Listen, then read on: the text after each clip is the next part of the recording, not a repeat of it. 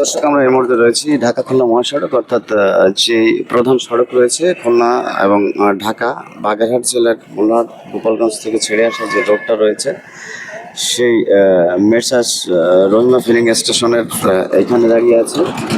এবং আপনারা দেখতে পাচ্ছেন যে এখানে তেমন কোনো তেলের সংকট দেখা যাচ্ছে না, এবং গাড়ি যারা পরিবহনগুলো রয়েছে ছোট এবং বাইকার, তাদের কোনো সিরিয়াল দেখা যাচ্ছে না। এখানে মোটামুটি হয়তোবা তেমন কোনো সংকট দেখা যাচ্ছে না, এবং রাস্তার যে সকালের দৃশ্যটা আপনাদের সাথে তুলে ধরছি এই মুহূর্তে।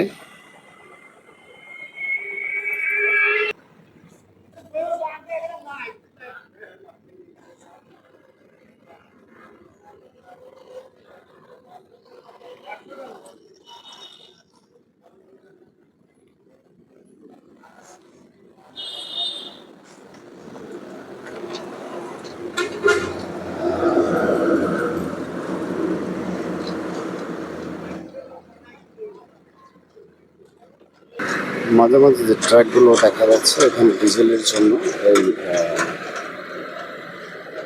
তেলের পাম্পে এসে অবস্থান করছে, এবং তাদের যে পরিমাণ মতো তেল নেওয়ার ছিল সেই তেলগুলো এখান থেকে নেওয়ার চেষ্টা করছে।